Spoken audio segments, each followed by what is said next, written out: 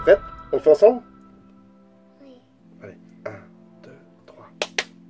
5 ans déjà, épisode 2. Aujourd'hui, nous allons vous parler de Point P en mode de confinement. Oh non.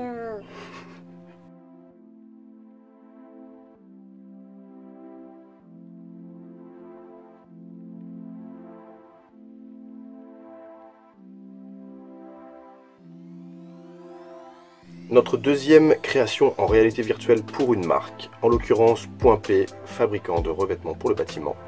Une expérience produite avec Wildbox pour l'agence Havas. Point P, c'est avant tout un projet qui a du sens. Assurément, il utilise la réalité virtuelle exactement comme on pense qu'il faut l'utiliser.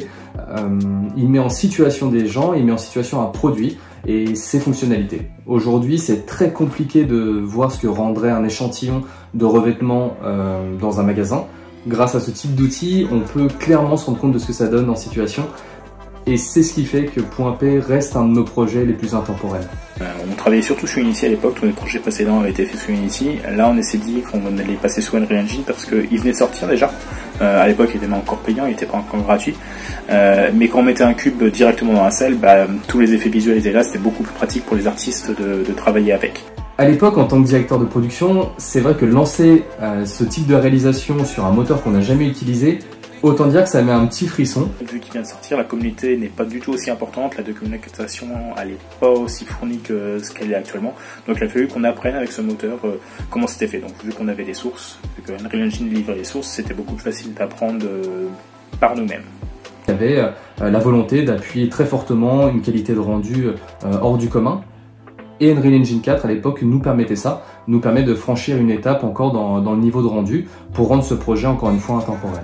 On s'est posé la question de comment on pouvait interagir. À l'époque on était sur le DK2, il n'y avait pas de manette traquée comme il y a actuellement.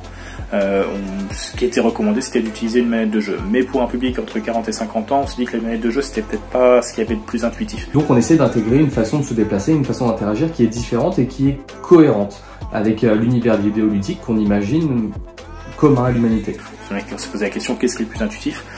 Les mains ça m'a l'air simple, voilà, on sait utiliser nos mains.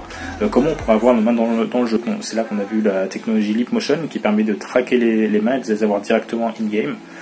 Donc on a décidé de partir sur cette technologie. La problématique, c'est que Leap Motion n'était pas du tout intégré dans Unreal Engine. Donc il a fallu qu'on intègre ce système d'interaction et qu'on essaie de voir un peu ce qu'on pouvait faire. Pas du tout pour des gamers, mais plutôt pour des personnes pas habituées aux jeux vidéo. C'est assez agréable de voir que les gens se prennent très vite au jeu des interactions et au jeu de la customisation de son environnement. On a tous en nous une petite Valérie Damido qui sommeille, je crois. On compte pas le nombre de fois où on a entendu une femme en plein dans l'expérience se tourner virtuellement vers son mari et lui dire « Tu vois Roger, si on avait eu ça pour la décoration de notre maison, on se serait pas retrouvé avec ton carrelage J2 dans la cuisine. » Ça c'est le petit côté drôle de l'expérience, mais on pouvait sentir grâce à ça le vrai pouvoir de la réalité virtuelle dans ces problématiques de projection, dans des projets immobiliers, de décoration ou de construction.